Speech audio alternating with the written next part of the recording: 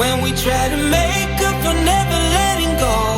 Said the things we promised not to say, that we break up just to start all over, even though we know this is the